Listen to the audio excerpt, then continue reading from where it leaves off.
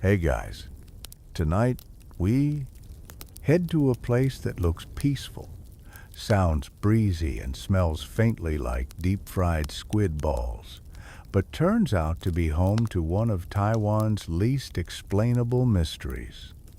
A sunken ship, completely intact, that seems to glow from underwater and apparently doesn't appreciate being disturbed. You originally came to the Penghu Islands for a simple eco-research project. Maybe survey some coral, film a few sea turtles, and post an island life update to your story before heading home. But the moment you step off the ferry, something in the wind feels off. When the wind dies down, you can hear a strange low hum that doesn't sound like ocean or engine. On sunny days, the sand seems too smooth, like it's trying to hide your footprints. And a local fisherman, mouth full of beetle nut, casually warns you, "Oh, you're diving out west? Watch out! There's a ship down there. Doesn't like visitors."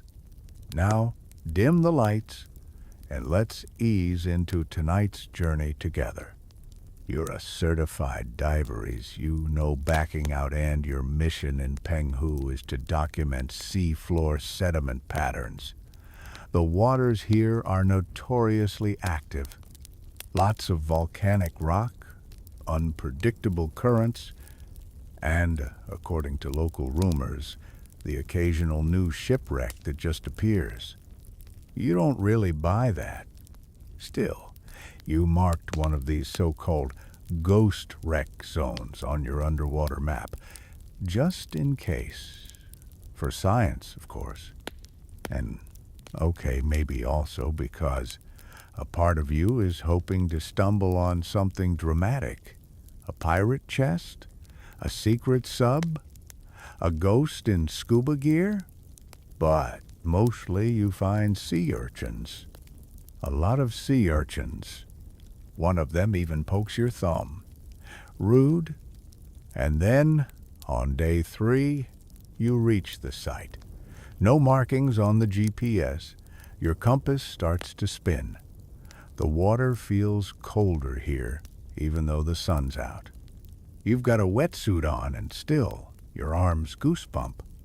Something stirs in your gut, but you dive anyway. Visibility's good. The light filters down in gentle green layers, and then you see it. A ship. Not torn apart, not rusted, not half buried.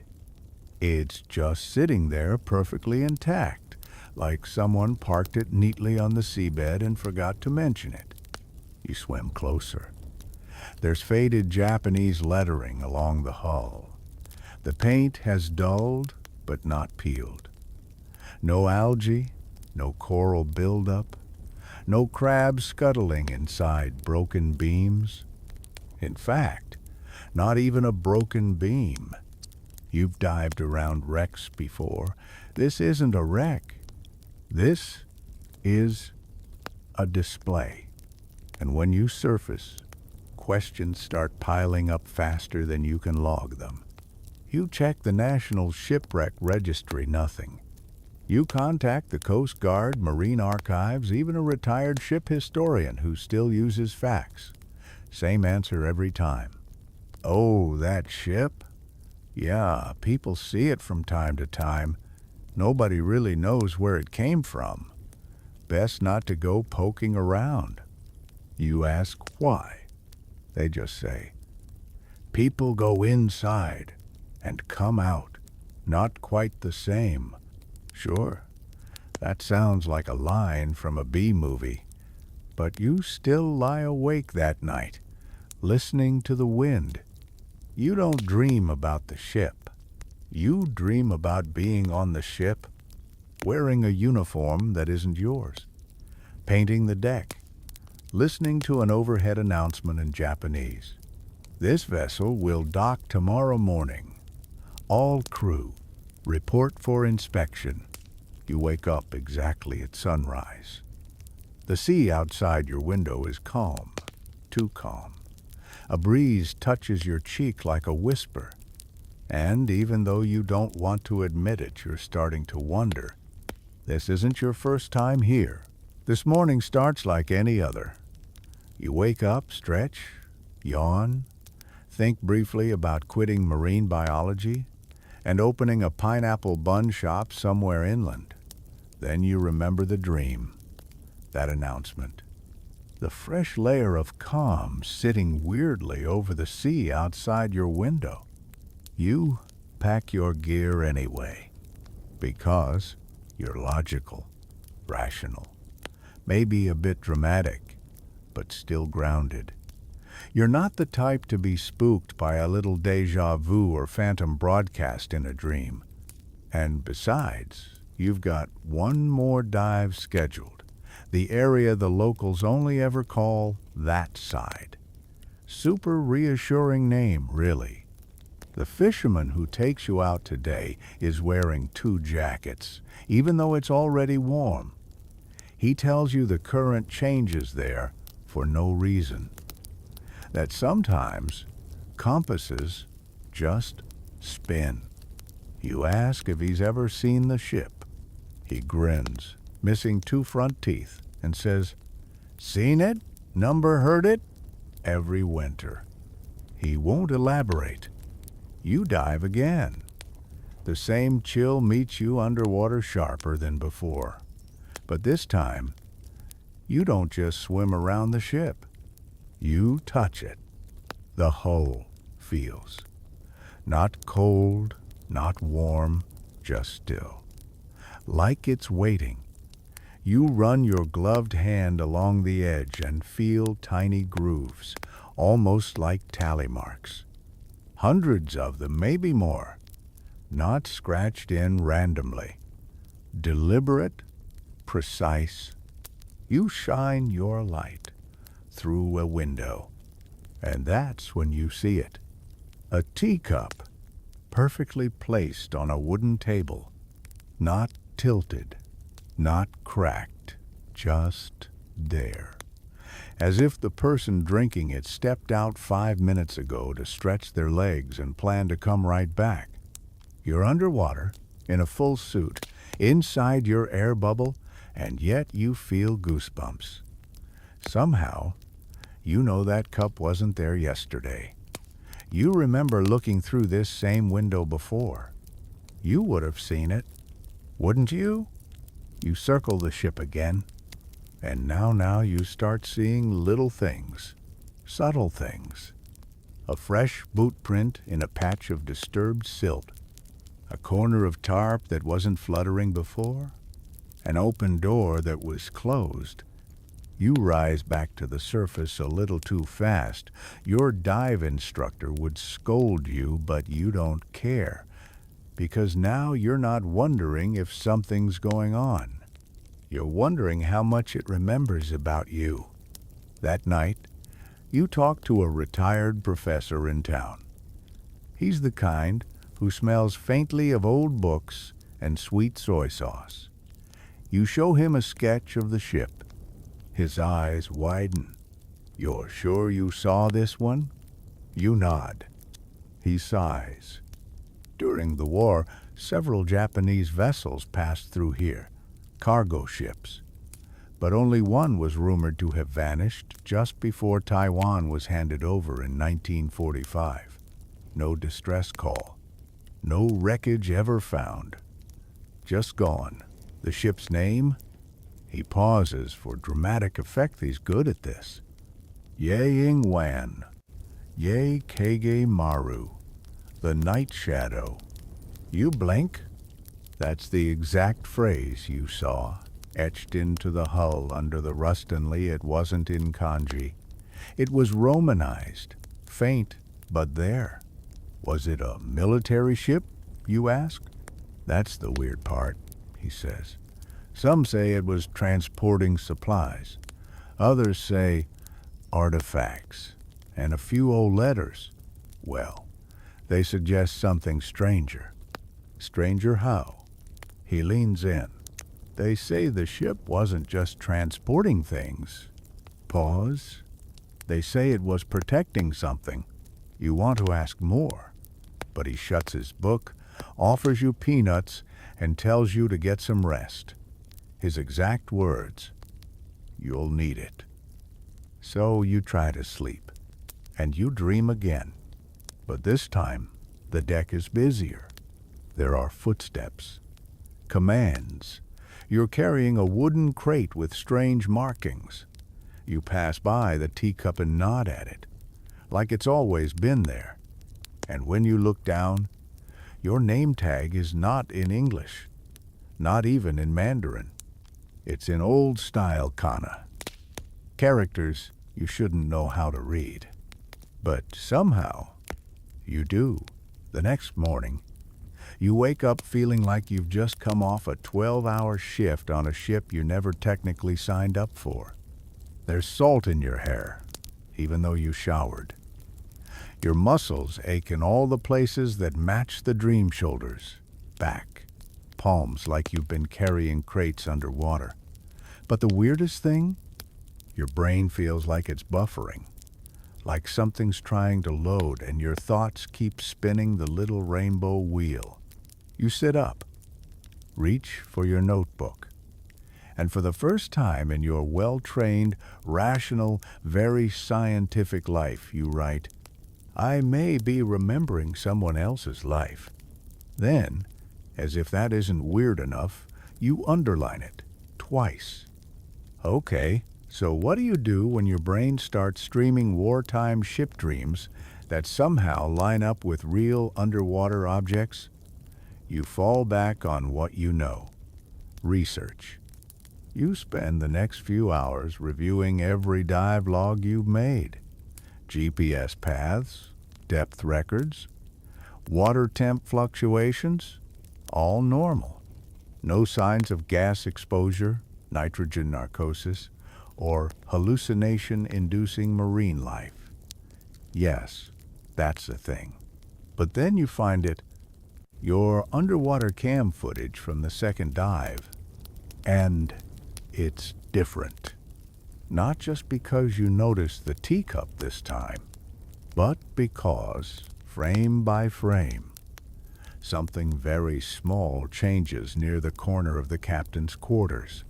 A thin piece of rope sways, but in a direction opposite the water's current. It's subtle. It should be impossible. And when you zoom in, there's something like a faint shadow at the doorway. The shape of a person, not moving, just standing. You scrub back. Nothing. You scrub forward. Gone. You freeze the one frame where it appears and print it out. You bring it to the old professor who helped you before. He stares at it, doesn't blink. Then he says, "You should talk to the priest." You're like, "Excuse me?" He nods solemnly. "There's a small temple at the harbor edge. Most people think it's for fishing luck. But it was built after the war, when a local diver swore the sea was showing faces. You, being you, obviously go. The temple isn't big. It's painted red, with wind chimes shaped like tiny boats. Inside it smells like incense, sea breeze, and, strangely, old teak. You meet the priest. He's in his 30s, casual jeans, drinks bubble tea with boba. Not at all what you expected. You show him the photo. He nods slowly. "You're not the first," he says, "but you might be the last." Last what? The last one it's trying to remember. He explains it like this. The sea forgets things all the time. Ships, screams, even entire histories. But sometimes the sea wants to remember something so badly, it uses the closest thing it can find. Someone nearby. Someone open. Someone like, well, you, apparently. There's a belief among some Taiwanese oceanic priests that when an object like a ship dies, with too much unfinished intent, it doesn't sink. It waits. It drifts in time until it finds someone who can complete the memory. You want to laugh, but the footage won't let you. The priest offers you a talisman. Small, yellow paper, inked with black brush strokes and sealed in wax. Keep it with you when you dive, he says. If the ship welcomes you, you'll feel it. You leave the temple more confused than comforted. But that night, there's no dream, no deck, no announcements, no teacup, just silence. And somehow, that's worse, because now you miss it. You return to the water with the talisman tucked safely inside a watertight pouch strapped to your inner suit. You feel a little ridiculous, like you're sneaking in contraband on a ghost tour. But part of you okay. A big part of you wants to see what happens. The boat ride out feels longer today. The sky is a soft, filtered gray.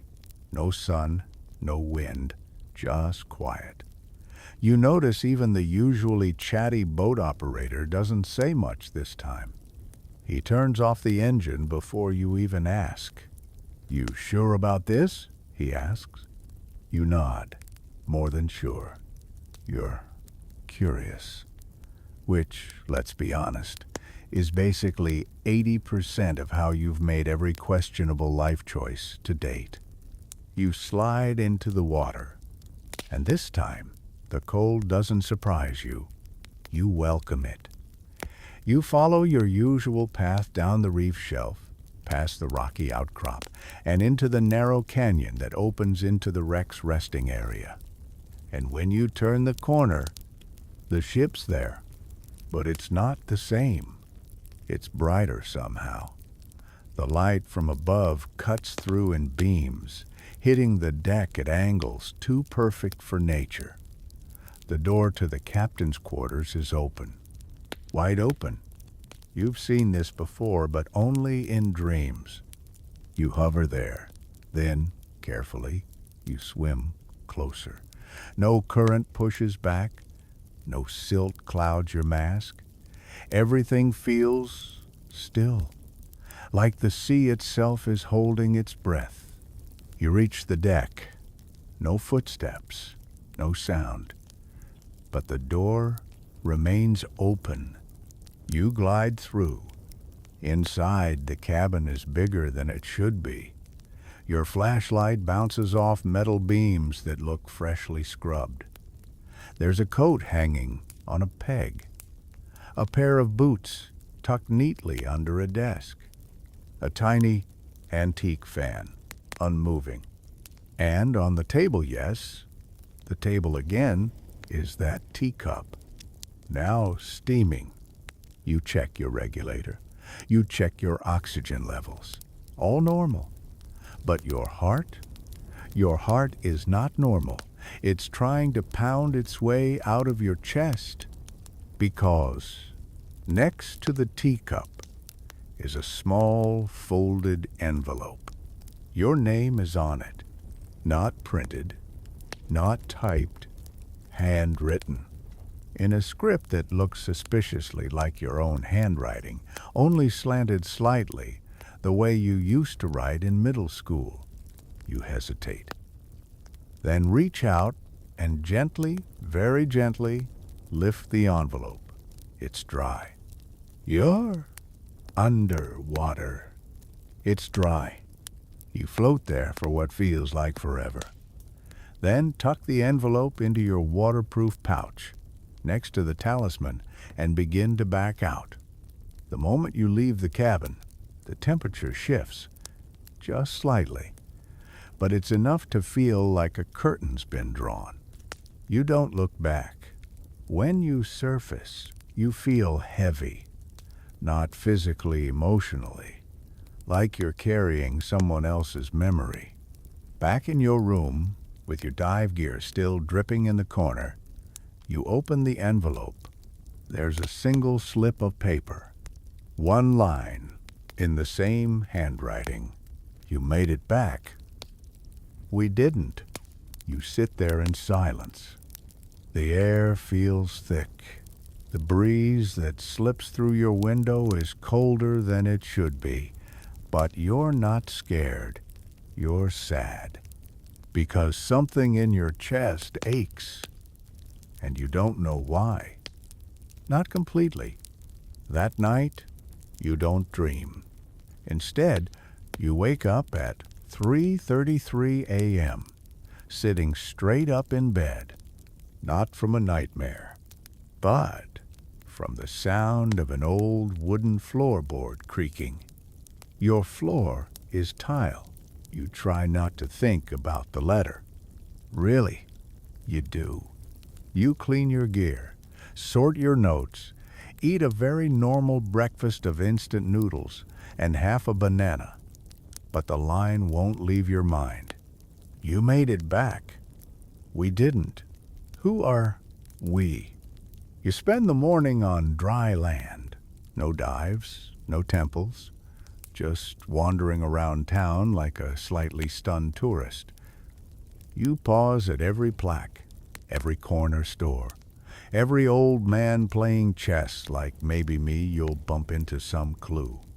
It's absurd, of course, but so is a dry envelope at the bottom of the sea. Eventually, you circle back to the harbor library. Not the main one, the little one near the seawall, where half the books smell like sardines and the other half like sunburned vinyl. There, tucked between two faded atlases, you find an old journal from a Japanese naval officer. Not the night shadow, but someone stationed nearby. Most of it's routine. Training logs. Supply reports. A page dedicated entirely to squid theft, which is honestly kind of adorable. And then one short entry dated July 1945. Rumors circulate again of a vessel that vanishes. Crew insists it sails under its own will. I do not believe this, but the name appears too often to ignore. Ye Ing Wan. You flip to the back of the journal. Taped to the inside cover is a photograph blurry, aged but unmistakable. The ship in the photo is your ship. Or maybe it's ship. That night, you light incense not because you believe in ghosts, but because you're willing to try anything once. You set it near the window and whisper, half joking, "If you have something to say it tonight." And they do. Your dream is different this time. You're not walking the ship. You're sinking with it. They're shouting. Smoke, people moving fast but strangely calm. You're carrying something, a sealed box, heavy, locked. You descend the stairwell, lower and lower, until everything around you is sea dark and steel cold. And then you stop, because someone's standing there, not blocking your path, just waiting. They don't speak. They just nod. You hand them the box, and as you turn to leave, you look back, just once. Their face? It's yours. When you wake, your pillow is damp. You hope it's sweat. You go diving again. Because what else do you do when a ghost ship is inviting you back? This time, the wreck is quiet. Too quiet. The door to the cabin is closed again. You swim around the stern. Nothing. No teacup. No envelope. No shadow. But as you begin to surface, you notice something etched into the railing. You missed it before. Not kanji, not Japanese. Numbers. A date. 27.08. 1945. You feel your lungs tighten, not from pressure, but from something heavier. You swim back to shore in silence. That night, you ask the temple priest about the date. He nods and tells you gently, "That's 2 days before Japan's surrender." You both sit there quietly for a long moment. Then he adds, almost as an afterthought, "Some say the ship didn't sink because of a storm or a bomb. Some say it was ordered to disappear." You blink. "Why?" He shrugs. "To protect whatever was on board." And just like that, the box from your dream feels heavier again. You decide to stop diving, just for a few days. Just to breathe, you tell yourself. Regroup, process. Also because the local dive shop owner now gives you that you're about to get haunted look every time you show up with your fins. So you walk instead. You wander Penghu like someone trying to read the town's secrets from its sidewalk cracks. You pass the same fish market 3 times in one afternoon, hoping maybe a sea cucumber will whisper some ancient truth your way. Spoiler: it doesn't. What you do find, though, is a tiny sun-faded bulletin board behind the temple. Locals pin up everything from missing cats to half-baked conspiracy flyers. One paper, barely hanging on with a rusty thumbtack, catches your eye. It's a scan of a war-era supply log, typed in Japanese, faint and torn. But at the bottom, someone scribbled a note in blue pen. Yang Wan left with 7 crew. None returned. You feel it in your stomach before you feel it in your chest. 7. The same number of footsteps you heard echoing in your dream hallway. You remember the way you turned, nodded, handed off the box. That person who might have been you was one of the 7. You take a photo of the flyer. Then sit on a seawall for a long time, watching jellyfish drift past like slow-moving ghosts. You tell yourself again you'll stop, you'll rest. But that night, the dream changes again. You're back on the ship, but this time it's before anything happened. There's sunlight on the deck, real sunlight. Crew members move like they're going about their normal routines. Someone's smoking on the bow. Another adjusts a flag. You hear laughter. And you're not just seeing it now. You're in it. Not watching, living. A crew member walks by and bumps your shoulder. "Captain," he says in Japanese, grinning. "You're up early."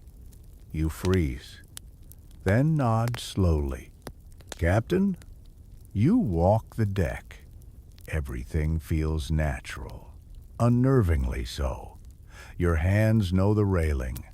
Your steps find their way without thinking. You even call out an order without realizing it's coming from your mouth. Then, toward the stern, you hear it. A low hum.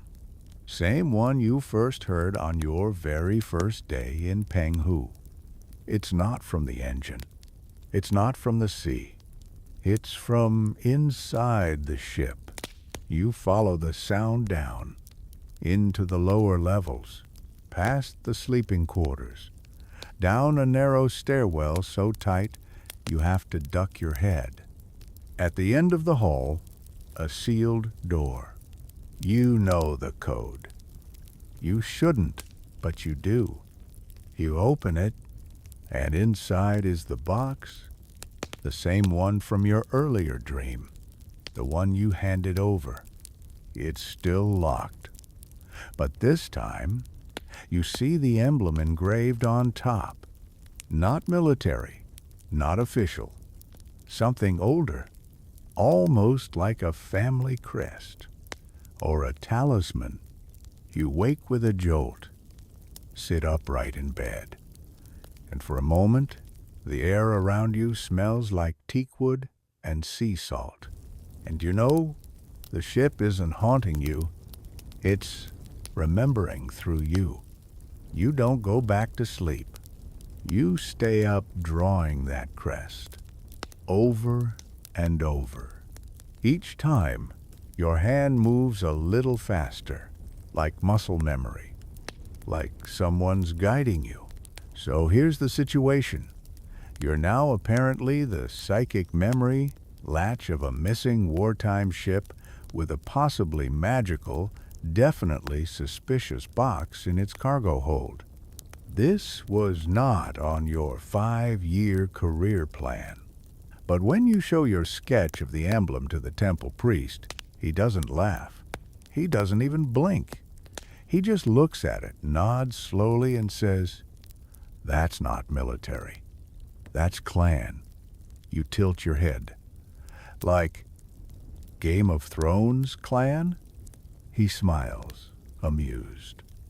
Like Shinto clan, ancient, sacred.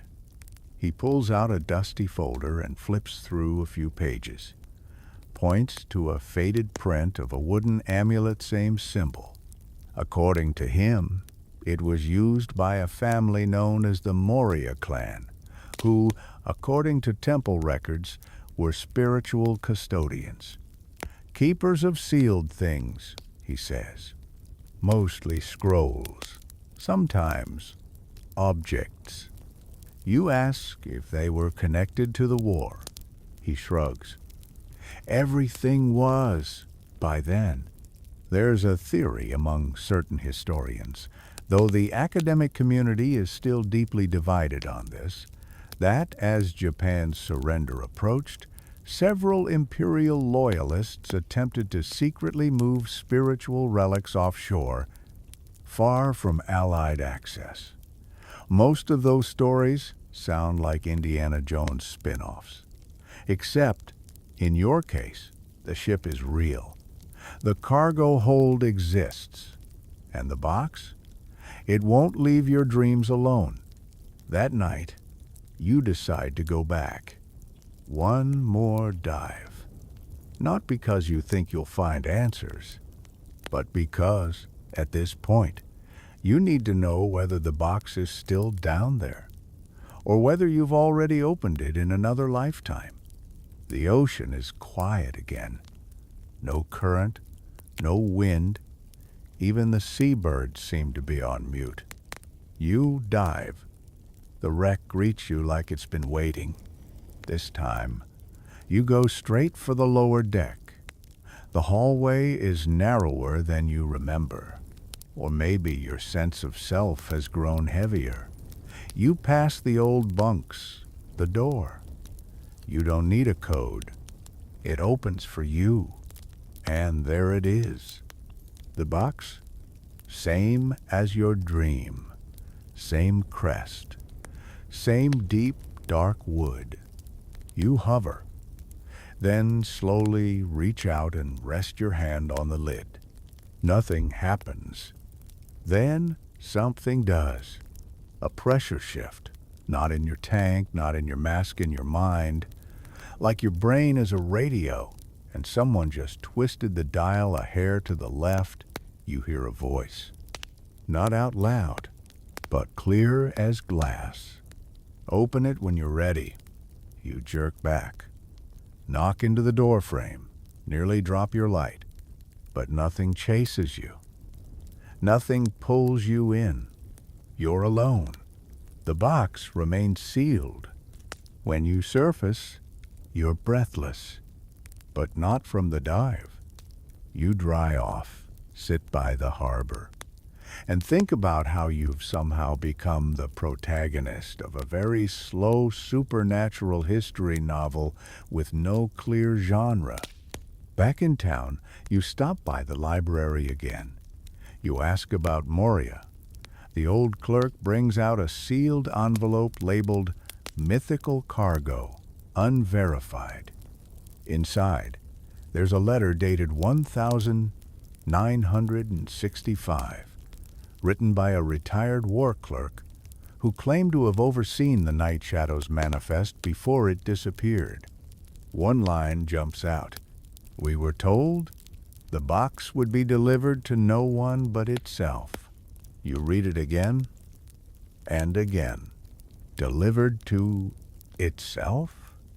You look down at your hand, where your knuckles are still faintly stained from sketching the emblem, and you begin to wonder, was the box meant to be found? Or meant to be remembered? You stop trying to explain things with logic. That ship sailed pun intended a few dreams ago. At this point, you're more interpreter than investigator, less scientist, more receiver. You spend the day in quiet mode, no diving, no sketches, just sitting at the edge of the jetty, legs dangling over sun-warmed stone, watching fishing boats drift like lazy cats on the water. You start thinking, what does delivered to itself even mean? You're halfway through a convenience store onigiri when it hits you. The box wasn't meant for someone. It was meant for something, or somewhere. Maybe it wasn't a delivery. Maybe it was a return. You grab your notes, flip through pages, and circle the date again, the 27th of August, 1945. The ship didn't sink during combat. No reports of attack. No natural disaster. It just vanished. It's like it chose to go. You head back to the harbor temple. The priest sees you coming and sighs like he already knows. You show him the letter, the line about the box delivering to itself. He just nods, then rummages through a drawer and pulls out an old ink drawing. It's the emblem again, but this time it's on a compass rose. No directions. Just the Moria crest in the center, surrounded by 4 kanji. You don't recognize them. He explains. They mean return, seal, remember, drift. 4 phases of an old spiritual practice, once used in maritime rituals. According to legend, which, he reminds you, is highly contested by historians, when something too powerful or too sacred couldn't be destroyed, it was instead hidden at sea, but not just hidden, given its own path. A spiritual route. The object would be placed in a vessel, the vessel set to drift, and the sea would fold it away. It's poetic. Also kind of terrifying, because what happens if someone interrupts that path?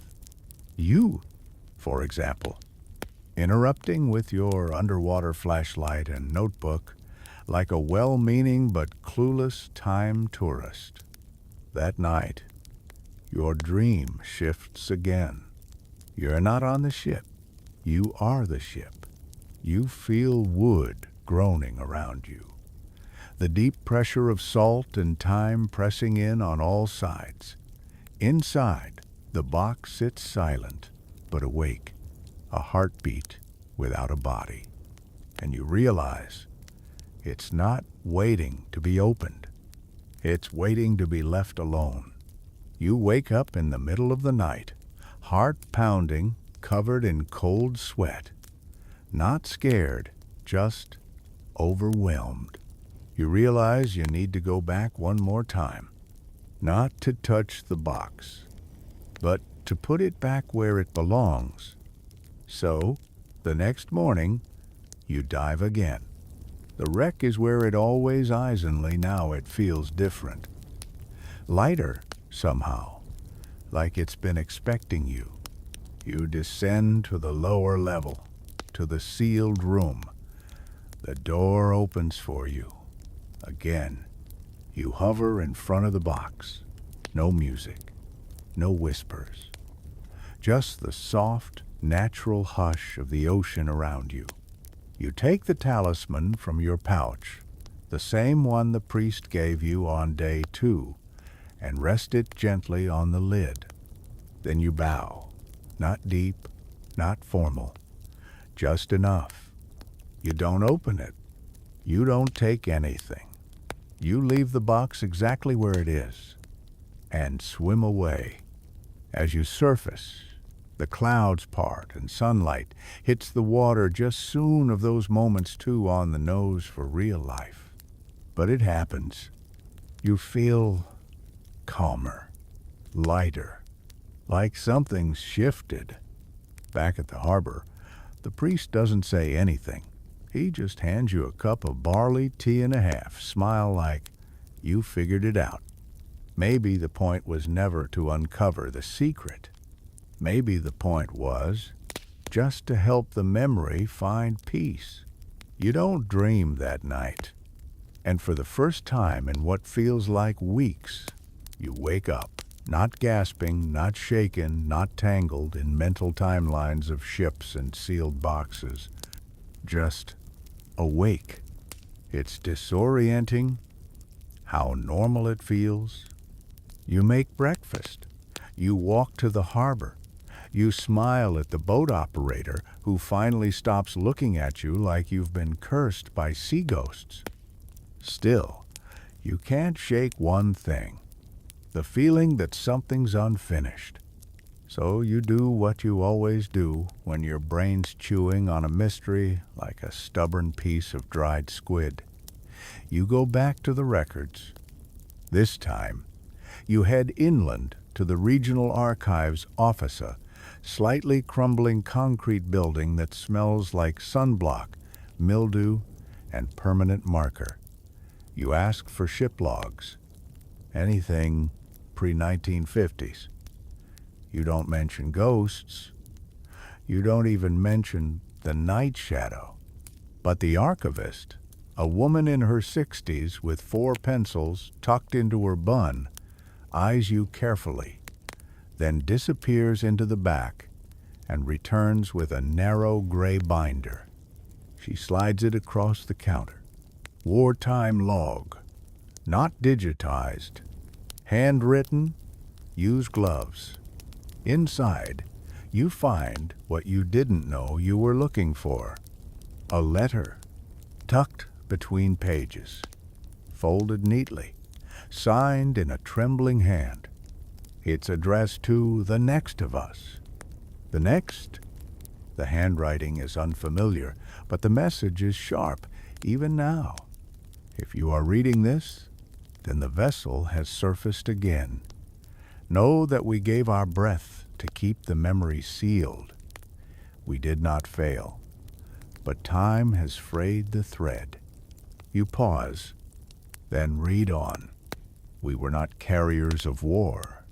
We were carriers of memory, of things older than empire, of names that had to be hidden. The box holds no weapon. It holds the forgetting. You blink. Forgetting? The letter ends with a strange symbol knot, the Moria Crest, but something simpler. A spiral within a square. You copy it down, then ask the archivist about it. She doesn't recognize it. But when you stop by the harbor temple later that evening and show it to the priest, his eyebrows rise. That's not from our region, he says. That's Ryukyuan, from Okinawa. He rummages again seriously. How much paper does this guy have, and shows you a centuries-old map with spiritual symbols marked along old trade currents. That symbol used to mark places where spirits were anchored. You let that sink in for a moment. Anchored spirits, a sealed box, a vanishing ship. The night shadow wasn't just hiding something sacred. It was literally acting as an anchor. A mobile spiritual seal, set adrift until the world was safe enough to forget again. You sit with that for a while, then realize, by discovering it, remembering it, documenting it, you might have disturbed the seal's purpose. Not in a bad way, not in a horror movie way, But still something changed. You head back to the dock that evening just to watch the tide. The water looks the same. The sky's the same, but you aren't. You feel older, not aged, just stretched. Like someone added layers to your memory that weren't there before. You close your eyes, and for the briefest moment, you feel the ship again, not there, not physical, but like a presence passing just under the surface. Still drifting, still waiting, still remembering. You tell yourself you're done. No more dives, no more dreams, no more chasing shadows of a ship that technically no longer exists. And for a while, you mean it, you take a bus inland. Visit temples that smell like incense and old stories. Eat noodles with names you can't pronounce but finish anyway. Life starts to feel linear again. But you know how memory works. It doesn't ask permission. One afternoon, sitting in a dusty cafe with a fan that barely spins and a cup of tea that tastes like history, you pull out your notebook. You flip past the sketches, the dive logs, the dream transcripts, and you stop on the first thing you ever wrote. I may be remembering someone else's life. It hits different now, because maybe that's true. But maybe it's not a person's life you're remembering. Maybe it's the life of the ship itself. The night shadow wasn't just a vessel. It was a memory bank, a sealed diary, a drifting page of history too painful or too dangerous to leave on land. You jot down a thought. What if the ship isn't lost? What if it's hiding until the world forgets what made it hurt? You stare at the sentence. It doesn't feel poetic. It feels factual. That night, you dream again. But this time, it's different. You're not on the ship. You are the ship. Not metaphorically, literally. You feel your body as steel and wood and rivets. You remember storms, barnacles, salt. You remember carrying 7 souls who never made it home, each holding their own reason for silence.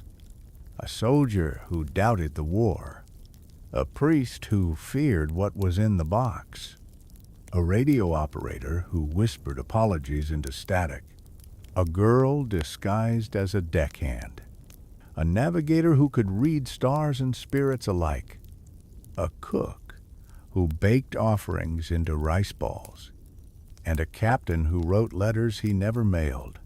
You remember them all. Their breath still lingers in your walls. You wake up at dawn, not panicked, just full. You pack your things, return to the coast, not for a dive, for a walk. You find an old stone shrine near the edge of the sea, weathered, forgotten, covered in moss. You leave your sketchbook there, not the original pages you scan those later, but the one with the box, the emblem, the spiral in a square. You slide it into a small opening in the shrine and whisper, "You're remembered." Then you walk away, and for the first time in weeks, you don't feel like you're leaving something unfinished behind. You feel like you've helped something rest. You spend the next few days doing absolutely nothing remarkable. And honestly, it's glorious. You sleep in. You eat too many flaky pastries from that bakery run by the woman who insists you're too skinny. You talk to cats on rooftops like they're old friends. Your phone's full of blurry sunset photos and half-written notes titled things like, "How to know if you're accidentally a ghost ship." But even in stillness, something simmers. A thought, soft at first. What happens to sealed memories when they resurface? Not just metaphorical ones, real ones.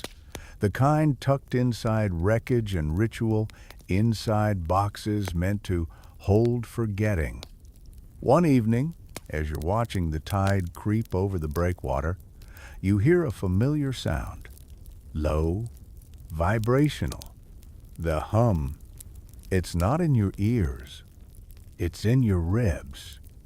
You follow it not frantically, not even eagerly, just steadily, like the way your feet find the bathroom at night in the dark. You stop at a tide pool. Still, glassy, ordinary, except it's not. Because inside, under a tangle of seagrass and reflection, you see something. Not glowing, not floating, just resting. A brass plate with 3 characters engraved. Ye Ying Wan. You blink. It's impossible. The ship's nameplate? Here? You reach in. The water's cool but shallow. You lift it out carefully. And yesaged, barnacled but intact, heavy with story. You sit with it in your lap like someone just handed you a forgotten poem. Later, the temple priest tells you something you hadn't considered. Sometimes, he says, things return on their own when they're ready. You ask if you should return the plate to the sea. He shakes his head.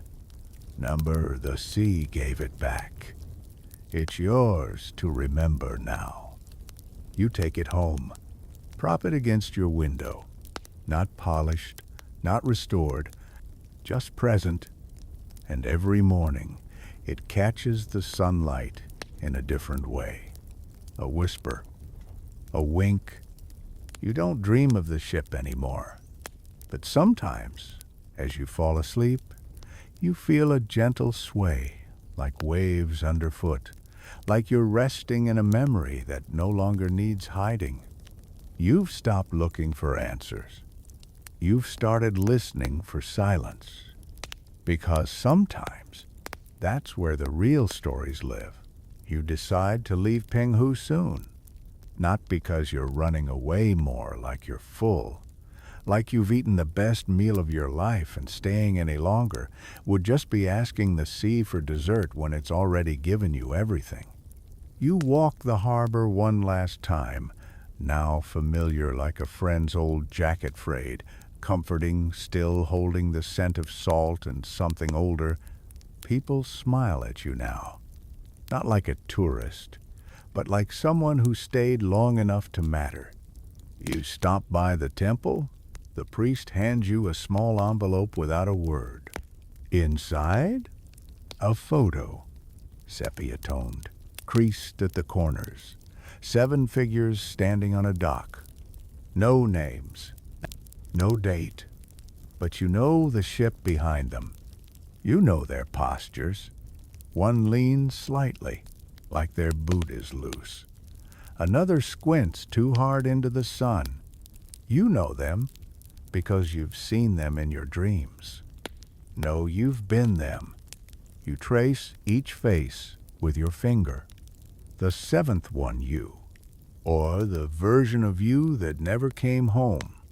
The caption, scrawled on the back in neat old kanji, reads, "To remember what the world must forget."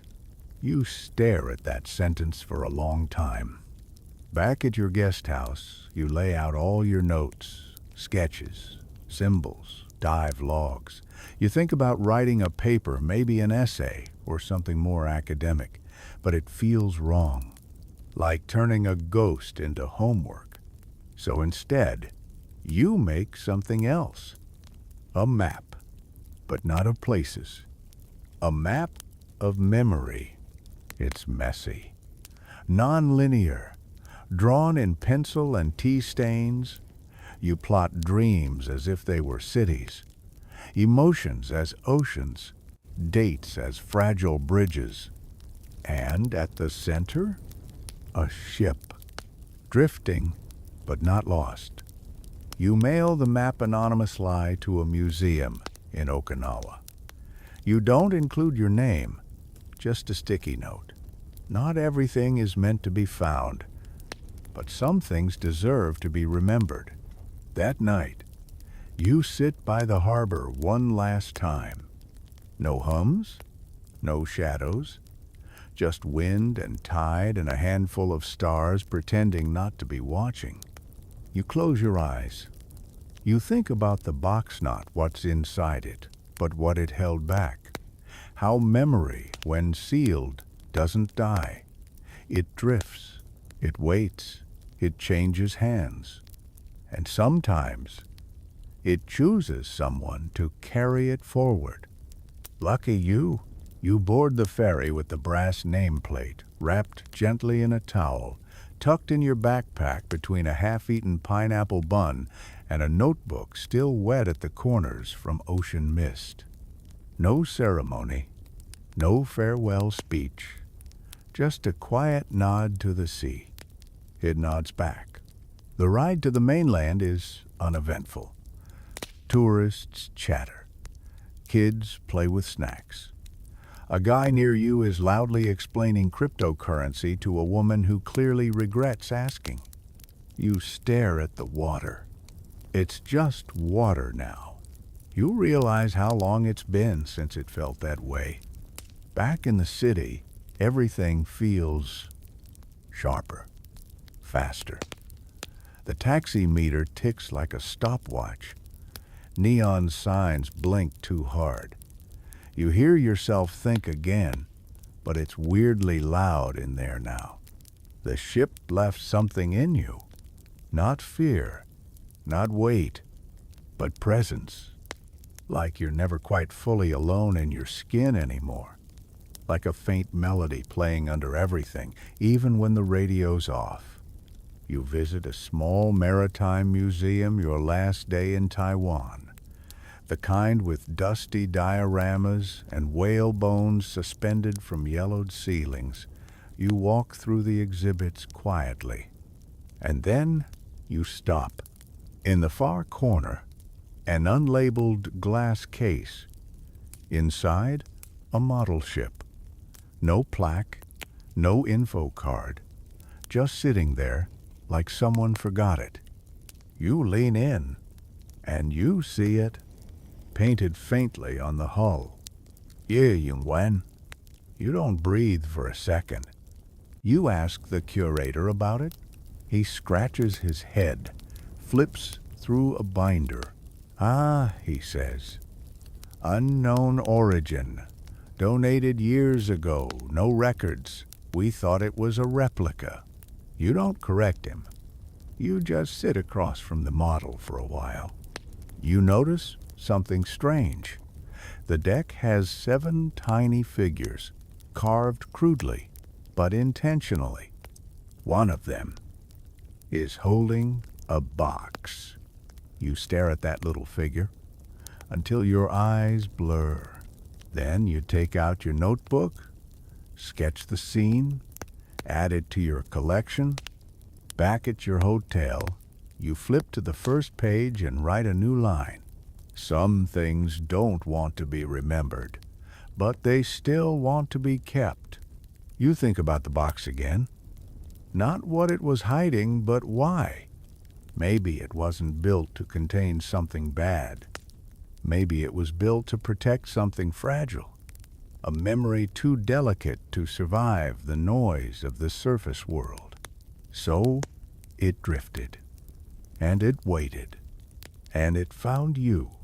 You look out the window, past the buzz of scooters and steam of night markets, and for just a second, just one, you feel something shift. A tug, a tide. Not outside you. Inside, you smile. The ship is quiet now, but it's still with you. You fly home with one carry-on, a backpack, and something you can't name sitting softly in your chest like folded paper. At customs, they ask if you brought anything back from your trip. You smile. Just memories, you say. They wave you through. Your apartment is exactly as you left it. slightly dusty, vaguely beige, and full of unopened mail. But something's different. You're not sure if it's the place that changed, or if it's just U-shaped now by silence, salt, and ghost stories. You unpack slowly, shirt, sandals, charger.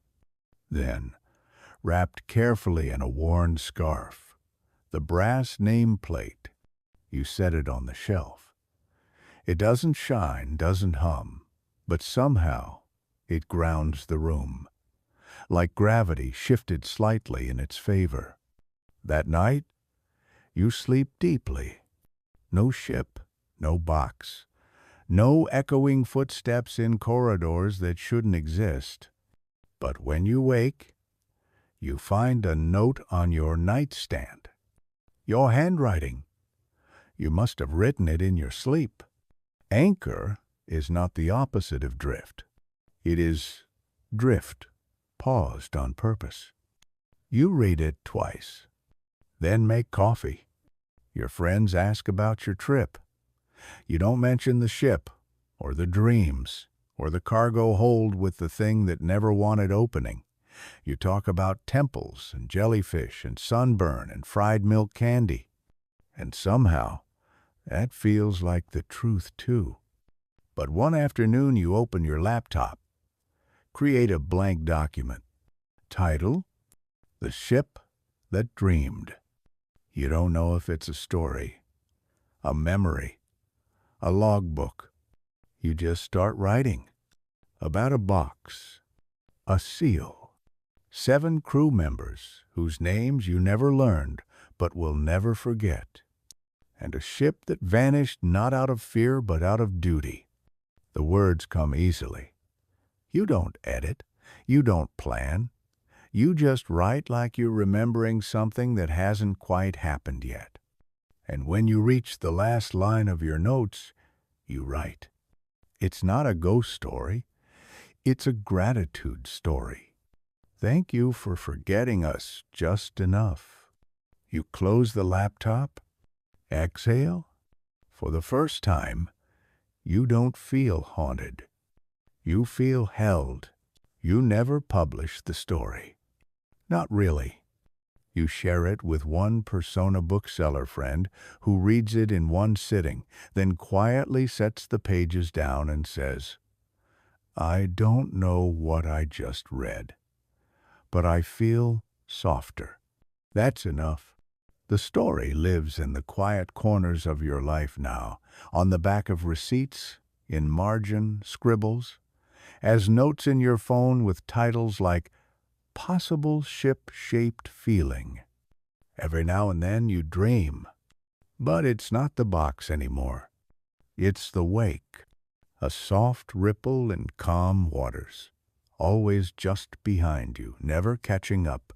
Sometimes, in crowded Plaza train station, a bookstore, a noodle shop, you pause and feel it, like someone you loved in another life just passed by, but didn't look back. You start seeing ships in everything. A bread loaf becomes a hull. A coat rack looks like a mast. The wind through the alley sounds like rigging strain. It's not madness. It's memory, wearing a new coat. You begin to collect other stories, ones with gaps, with too much silence between the facts. Wrecks that vanished without cause. Diaries with torn pages. Local legends that historians call unverifiable. You write them down, not to solve them, but to keep them company. One day, on a beach far from Taiwan, you find a smooth piece of wood washed ashore. No nails, no carvings, but you recognize the curve, the weight. You lift it, cradle it gently, and think, maybe memory doesn't need proof. Maybe it just needs care.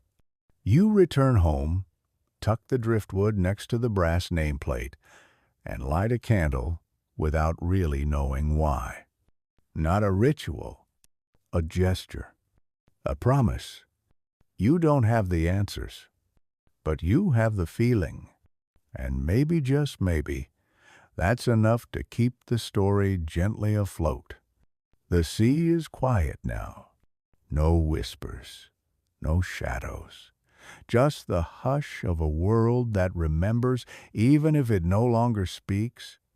And you, yes, you are part of that hush. Your thoughts, once tangled like seaweed, are smooth now. You drift through the dark, not sinking, not rising, just floating. Somewhere in the tide of your breath, a ship rocks gently, its deck lit only by moonlight, its name no longer a secret. You are not on it. You are it. Still, silent, holding stories in your ribs like lanterns. There's no need to open the box. Not now. Not ever. It has already done what it was meant to do. And so have you. So close your eyes, just a little more. Let the sound of waves reel or remembered rock you softly. Let the ghosts rest. Let the sea breathe. Let yourself become a quiet part of history that never needed to be loud.